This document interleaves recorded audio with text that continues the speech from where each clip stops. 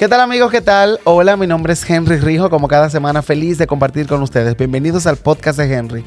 Hoy, como cada semana, un contenido especial. Me place muchísimo saber que contamos con su fiel sintonía y saludos a toda la gente que está conectada a través de nuestro canal de YouTube y la gente que está en sintonía con nosotros a través de Romana TV, canal 42 y por supuesto N16, el canal de las noticias. Hoy me place muchísimo compartir con invitados de lujo donde tenemos una conversación muy interesante cómo nosotros podemos pues mezclar la educación con la tecnología en la era digital. Así que para mí es un privilegio enorme poder compartir con ustedes y sobre todo tener a un hombre, talento de San Juan que nos acompaña hoy en el podcast de Henry. Braulio, bienvenido al podcast de Henry. ¿Cómo te sientes? En primer lugar, darle gracias a Dios por la invitación y luego a ti, que hoy vamos a tratar un tema muy interesante para que la población sepa cómo involucrar lo que es la tecnología en la educación y darle el uso adecuado. Braulio, yo sé que hoy en estos tiempos de esta era digital, el tema de la educación se ha vuelto un poco monótono nosotros saber cómo se puede mezclar tanto la educación con la tecnología y cómo eso ha funcionado en los centros educativos. Pero antes es interesante que el público del podcast de Henry conozca quién es Braulio. ¿Quién eres tú? ¿De dónde vienes? ¿A qué te dedicas? ¿Qué haces? Buen día, mi nombre es Braulio Cabrera, soy licenciado en Educación Básica, mención Lengua Española y Ciencias Sociales. Soy egresado del INSFODOSU. Actualmente soy docente en el área de Lengua Española, imparto quinto grado. También en lo que es la preparación académica, estoy realizando lo que es una maestría en tecnología educativa en la Universidad Central del Este.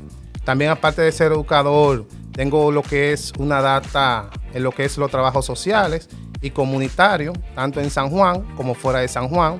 He sido reconocido por diferentes instituciones, tanto por el Premio Nacional de la Juventud, Fundación Nación de Líderes, entre otras instituciones que reconocen mi trabajo tanto en el nivel educativo como en lo social también. Qué bueno saber que contamos con un hombre como tú que viene aportando muchísimo tiempo a la educación, al crecimiento de tu pueblo, de tu ciudad, y qué bueno que hoy podemos conversar contigo. Braulio, ¿cómo anda? ¿Cómo andan los centros educativos? ¿Cómo están comportándose los estudiantes? ¿Cómo andan los jóvenes en esos tiempos? Porque si bien es cierto que el mundo ha cambiado y con esto pues también se ha levantado una ola de lo que es la digitalización en estos tiempos, y queremos saber cómo tú has podido lidiar como educador, como maestro, en estos últimos tiempos con adolescentes con diferentes caracteres, temperamentos, actitudes, y que vienen también con quizás con situaciones de frustraciones desde su casa y la llevan a los centros educativos. Bueno, en primer lugar, como docente, la primera herramienta es el control emocional, o sea, controlar tus emociones. Tú sabes, como tú decías, realmente los centros educativos están compuestos por diferentes situaciones y esa la traen los estudiantes al centro. Uno como docente trata de lidiar esas situaciones, escucharlo y ser empático, porque tú sabes que hay hogares disfuncionales donde los estudiantes sienten que el centro es, como que dice, su acogida, ese lugar donde ellos se sienten seguros. Entonces nosotros como docentes, desde la perspectiva, claro está, porque hay un departamento de orientación y psicología que trabaja esa parte, pero como docente nosotros le damos un seguimiento, le damos el apoyo y lo dotamos de esas herramientas que ellos necesitan para que ellos puedan captar ese aprendizaje de una forma significativa. Braulio, tú que como maestro, como docente, ¿entiendes que en estos últimos años la tecnología ha llegado para dañar y destruir los centros educativos? ¿O le ha favorecido de una manera estratégica? Bueno, como todo lo que se inventa tiene sus ventajas y tiene sus desventajas, pero en los centros educativos realmente el uso que se está dando a la tecnología es meramente educativo, sí, donde los estudiantes tienen la oportunidad de poder interactuar con esas herramientas tecnológicas bajo la supervisión, claro está, del docente que está de turno. Ejemplo, si yo como maestro de lengua española le asigno lo que es una sopa de letras en una aplicación al estudiante, yo estoy vigilante yo soy como el supervisor de ese estudiante para que pueda realizar esa actividad, no dejarlo suelto. Y no solamente el docente, sino como se le entregan dispositivos digitales a los estudiantes y los llevan a los hogares, que los padres puedan monitorear también ese dispositivo para que ellos puedan darse cuenta qué están haciendo sus hijos, si le están dando el uso adecuado a lo que es la tecnología, como te decía anteriormente. Claro que sí. Yo tengo una pregunta. ¿Cómo ha transformado la tecnología la forma de enseñar y aprender en estos tiempos? Bueno, realmente estamos en pleno siglo XXI y es la era digital. Y como tú sabes, ya todo es tecnología. Todo es aplicación, todo es computador.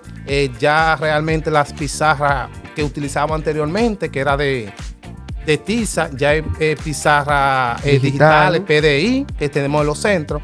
Entonces nosotros, desde los centros educativos, claro está, los centros que cuentan con esa tecnología, porque a esta altura hay centros que no cuentan con esa tecnología, con esas pizarras digitales.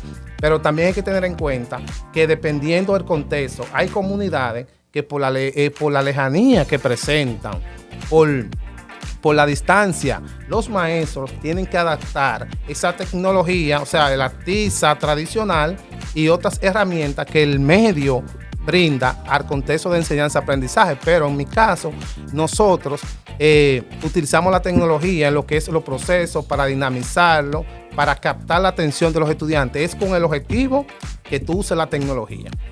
Acuérdense que yo siempre he dicho, un dato sumamente importante, que las redes sociales te catapultan y te sepultan. Es igual que la tecnología. Hay que ver de qué manera usted la usa, porque hay mucha gente que utiliza la tecnología para tener una buena lectura comprensiva, para aprender a hablar, para aprender a cocinar, para aprender a hacer ejercicio. Hay muchas herramientas importantes que la gente utiliza esta plataforma precisamente para sacarle el uso debido. Sin embargo, hay otros que están para destruir, para difamar, para ultrajar, para amenazar. Por eso es importante nosotros saber de qué forma tan positiva utilizamos esta herramienta. Tengo otra pregunta, Braulio. ¿Qué beneficios consideras que ha traído la educación virtual? Bueno, sabes que atravesamos un tema de una pandemia en el 2020, donde el mundo nos cambió y tuvimos la oportunidad de ver cómo le pudimos sacar el máximo de los provechos a esta era digital. Bien, desde la pandemia para acá, lo que es la utilización de lo que son las plataformas digitales, tanto a los docentes como a los estudiantes, nos ha dado la oportunidad de capacitarnos. Ejemplo, yo, como decía anteriormente, estoy haciendo la maestría, es en San Pedro de Macorís, pero la tecnología y las aplicaciones me da la oportunidad de hacerla desde casa, o sea, desde virtual. Igualmente, pero para eso, para yo utilizar esas aplicaciones, tengo que saberla utilizar. Eso pasa también, eso nos obligó durante la pandemia a involucrarnos más en lo que es la tecnología, porque los niños desde la casa tenían que recibir la clase, tenían que subirla a una plataforma.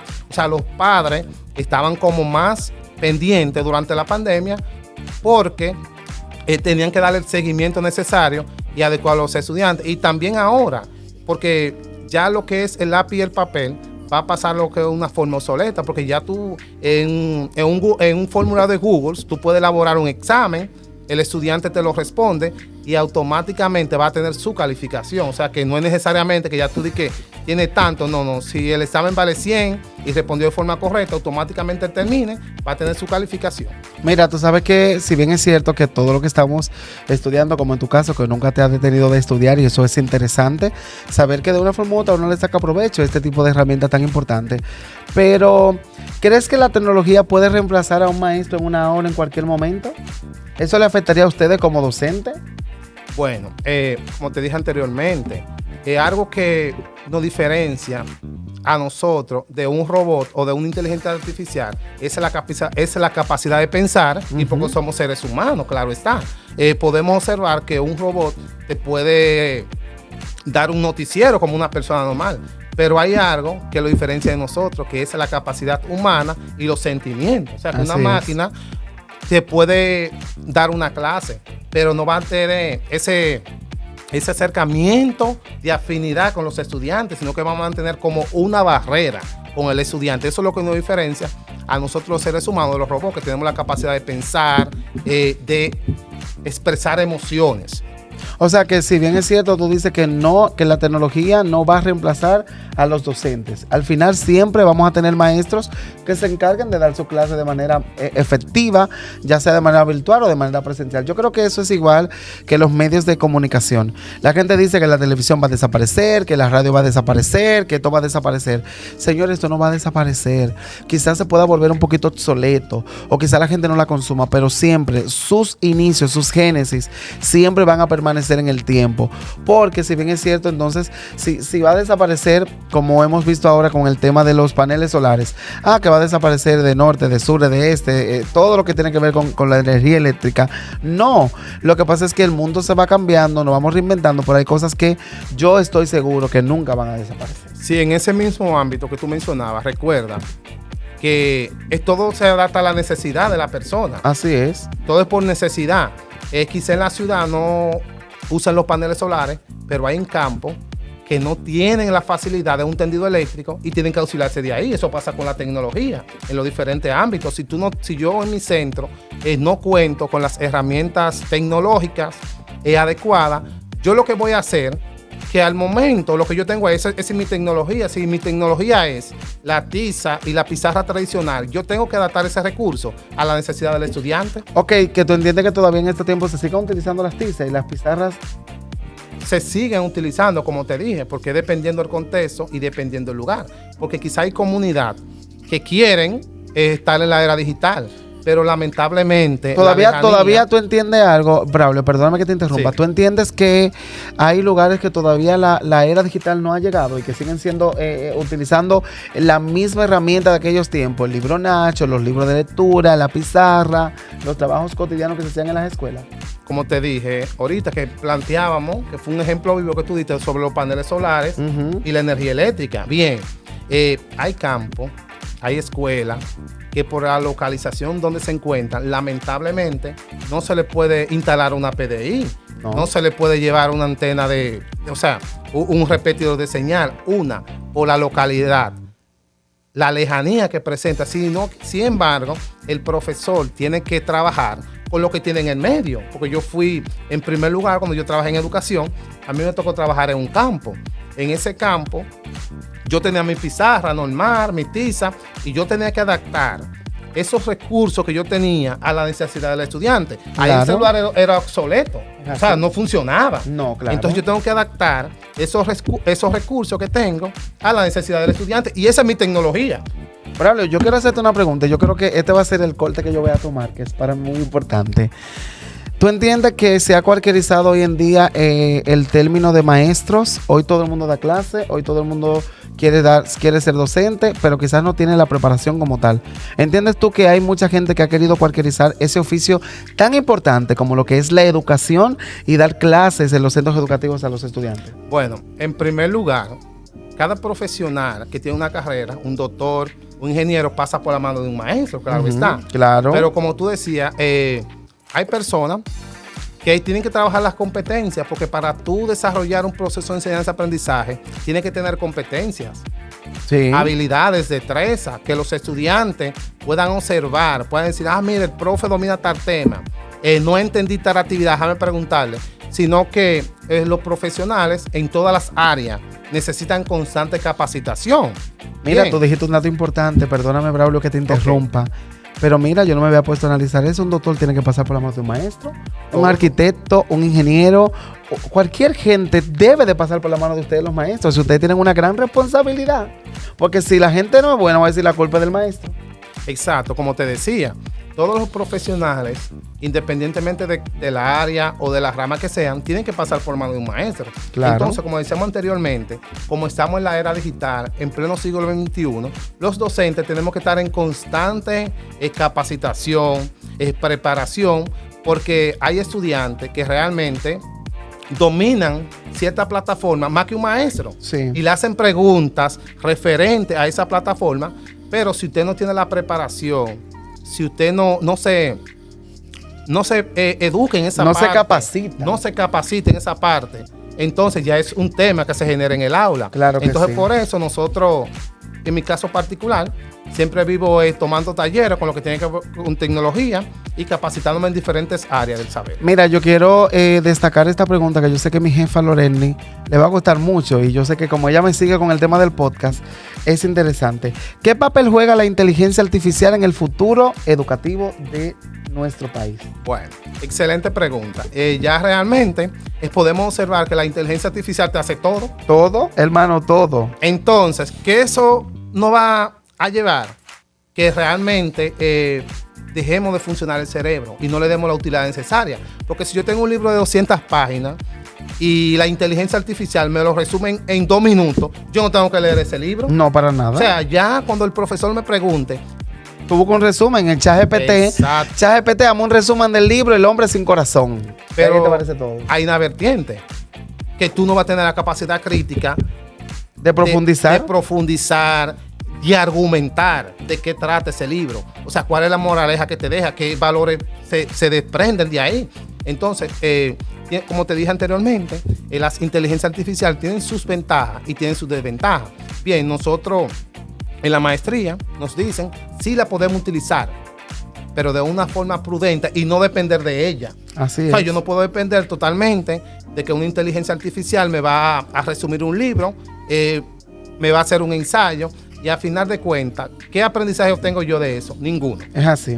Tengo otra pregunta interesantísima. ¿Qué herramientas digitales considera esenciales hoy en día para la educación? Bueno, realmente tenemos diferentes herramientas que nosotros como docentes utilizamos en el proceso de enseñanza-aprendizaje. Tenemos EducaPlay, excelente herramienta donde te da la opción, te da la alternativa, donde tú tienes sopa de letras, tiene crucigrama, tiene diferentes actividades que tú la adaptas a lo que es el proceso de enseñanza-aprendizaje.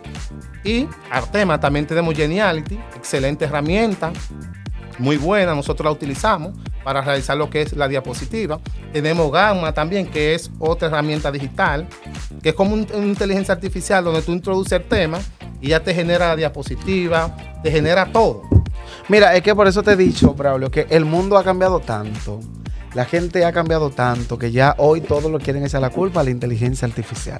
Pero para los que se están conectando ahora con nosotros, estoy compartiendo con Braulio, un gran amigo de San Juan que viene a compartir con nosotros la importancia de la educación y la tecnología en la era digital. Hoy en este podcast queremos educar a la gente y hemos hablado de la importancia de la inteligencia artificial, las herramientas necesarias que se utilizan. Pero yo tengo otra pregunta importante. ¿Cómo afecta el uso excesivo de la pantalla de la era digital o de la inteligencia artificial en el aprendizaje? Bueno, como yo te dije, tú no puedes crear dependencia de nada. ¿Es así? Tú tienes que ser autónomo. Ok, tú te puedes auxiliar de lo que son las herramientas digitales, de lo que ella te brinda, pero usarla con prudencia. Ok, me generó un texto, un ensayo, pero yo antes de reenviar ese ensayo, yo tengo que leerlo, analizarlo, interpretar lo que dice, no copiarlo tal y como dice ahí. Entonces sí, te puede auxiliar, pero no depender totalmente de las guías, que así popularmente se le llama. Claro que sí. Braulio, dime algo. ¿Cómo son los centros educativos hoy en día? Porque quiero que sepas que en mi tiempo nosotros teníamos la oportunidad del tema de tener los libros, de hacer una buena lectura comprensiva, de hacer una muy buena exposición, de buscar herramientas en bibliografías, ir a bibliotecas. ¿Ha cambiado esa herramienta de aquellos tiempos a la de ahora, que ya nadie va a una biblioteca, nadie quiere leer un libro presencial, todo lo queremos hacer digital? Bueno, en los centros educativos sí están los libros físicos, pero también lo tenemos de manera digital. Como tú decías anteriormente, es la era digital y todo ha revolucionado. El libro que yo no tengo de manera física en el centro, lo tengo de manera virtual. Exactamente. Entonces, esa ha sido la facilidad que nos ha dado la tecnología. Durante todo ese tiempo, como tú decías, ya generalmente nadie quiere leer. Nadie. Todo quiere que te lo genere la IA. Cualquier libro. Ok, déjame entrar. Un resumen en la IA. Entonces, pero precisamente, Braulio, por eso que hago el tema de la salvedad, porque si bien es cierto que hoy en día muchas cosas han cambiado porque mucha gente quiere engancharse al tema de la IA, quiere engancharse a la era digital, que no está mal porque los tiempos están cambiando, nosotros nos estamos reinventando, creemos en los cambios, creemos en las oportunidades, pero era como él decía, no hay una esencia como tal de usted buscar un resumen de un libro que usted leer el libro. Los apasionados de la lectura me van a entender. No es lo mismo que tú entres a ChatGPT o a Luna o a Lupi o a todos esos asuntos de meta y de inteligencia artificial, y decirle, dame un resumen de tal cosa y todo ahí. Pero una pregunta importante. La inteligencia artificial no tiene el 100% de probabilidad de las cosas. No, como te decía, porque ella te va a arrojar según lo que ella entienda. Ajá. Si tú le escribes qué es el agua, según lo que ella tiene programado, ella te va a mandar el concepto de agua. Exactamente, Pero porque si tú- está digital. Exactamente. Pero si tú eres una persona crítica y analítica, tú primero vas a analizar el concepto Sí. de qué es agua. Y luego de ahí, partiendo de lo que ella te tiró con el resultado, bueno, pues tú consultas un libro. Es Y así. tú ahí compruebas, pero lamentablemente hay personas que todo lo que le tiran a la IA lo aceptan, o sea, lo adaptan. Ah, ok, me tiró el agua, está bien, ya yo me limité ahí y ya eso me está limitando lo que es mi capacidad crítica, mi capacidad analítica. Bien, y si bien entendemos, estamos trabajando lo que es un currículo por competencia, donde doy una competencia que tú como docente y como estudiante tienes que desarrollar. Entonces, yo no tengo la capacidad crítica de desglosar lo que es un concepto, realizar lo que es un mapa conceptual a un estudiante de un tema para que lo pueda entender. Que el estudiante diga, profe, pero usted no explicó el mapa conceptual. ¿Cómo se hace eso? Que tú seas primero, porque los maestros, nosotros los maestros somos modelos. Sí. Entonces, primero, antes de darle una actividad a un estudiante, tú tienes que explicarle paso por paso. Pero si tú no tienes la competencia, si no tienes el conocimiento, imagínate tú qué va a pasar en esa clase. Braulio, me gustaría saber para ti, de tantas carreras importantes, ¿por qué ser maestro? Bueno, realmente ser maestro porque me gusta colaborar, impartir, estar en contacto. Es como una vocación de servicio, claro está. Ujú. Porque mediante la educación tú puedes sacar a una persona de la pobreza. Porque hay pobreza que es mental. Realmente tú vas a comunidades y tú te encuentras con niños que tienen el deseo de aprender, pero realmente tú te vas a la ciudad y hay personas que tienen todos los recursos necesarios y no tienen esa motivación. Entonces, para mí enseñar es una vocación de servicio, es como multiplicar lo que me enseñaron a mí en los grados anteriores. Así es. Entonces vale la pena ser apasionado de lo que uno hace, te gusta, te lo disfruta. Mira, en República Dominicana estamos afrontando una desorganización en los centros educativos por el tema de que ha menguado mucho en ese aspecto, pero antes existía lo que eran las pandillas, los grupos delictivos que hacían eso, el estudiante que se faja con el maestro. ¿Cómo tú, quizás en tu comunidad, como es un pueblo un poquito pequeño, bueno, San Juan no es tan pequeño, No es. San Juan es grande, pero supongamos que en San Juan, ¿cómo se ha podido lidiar el tema de la educación? Los muchachos van constantemente, no te llevan una juca, no te llevan una chilena, no te llevan una gilet, no hay temas con el tema de que un estudiante le falta el respeto a un maestro, que hemos visto videos que se han viralizado de muchos estudiantes haciendo TikTok de manera muy despectiva. ¿Cómo ustedes como docente han podido manejar esta herramienta y esta avalancha digital tan fuerte que están dentro de los centros educativos? Bueno, en primer lugar, hay que destacar primero la población estudiantil, qué cantidad de estudiantes hay en el centro. Ujú. Y tú sabes que cada estudiante tiene una situación diferente. Sí. Entonces nosotros, las situaciones todo el tiempo van a existir. Claro. Bien, porque no hay centro modelo. Las situaciones van a existir, va a haber peleas como normal, como en todos los centros educativos. Entonces nosotros, desde mi centro, nosotros lo que vigilamos, estamos pendientes para que antes de que ocurra la situación, nosotros interceder. Ejemplo, nosotros nos ubicamos en lo que es punto estratégico del centro educativo, vigilando a los estudiantes durante el recreo. Como estamos pendientes de lo que está sucediendo en el centro, cualquier situación que vaya a ocurrir, nosotros tenemos la habilidad de prevenir, porque estamos pendientes de esa situación que puede suceder en el centro. Una pregunta, Braulio. ¿Cómo equilibrar la innovación de la tecnología en los centros educativos? Es importante tener un equilibrio, poner a los muchachos a hacer sus exposiciones con buenas diapositivas, pero también con la cartulina, como en aquellos tiempos, papel bond, papel de colmado, el tema de los grupos de integración, la lectura comprensiva. ¿Entiendes tú que todo eso se ha perdido por lo de la inteligencia artificial? No, yo creo que todo se mantiene. Lo que pasa es que, como tú sabes, a mediado que va avanzando el tiempo, así avanzan los estudiantes. Primero, tú sabes que un estudiante de tercer grado te puede hacer una exposición, claro está, con su cartulina tradicional. Pero como te dije anteriormente ahorita, hay que tener los recursos. Y yo voy a utilizar el recurso que yo tenga. Si es la cartulina que yo puedo utilizar, yo la voy a utilizar. Si es la PDI para elaborar mi diapositiva, yo la voy a utilizar. Entonces, es adecuar los recursos que uno tiene al contexto que se está desarrollando, porque hay centros que quizás quieren utilizar la tecnología, como te dije ahorita, pero por la lejanía que presentan no la pueden utilizar. Entonces, lo que hay que adecuar los recursos que tú tienes a la situación comunicacional del momento. No, y a las herramientas que tengamos, porque precisamente tú, si bien es cierto, mencionabas que hay lugares que lastimosamente todavía la tecnología, la inteligencia artificial no ha llegado y todavía están obsoletos, utilizando papel bond, la cartulina, las pizarras, las tizas y ese tipo de cosas. Braulio, en República Dominicana afrontamos un tema un poquito delicado con el tema de un maestro, con un estudiante de la ciudad de Higüey o Punta Cana, no recuerdo bien cuál de los dos.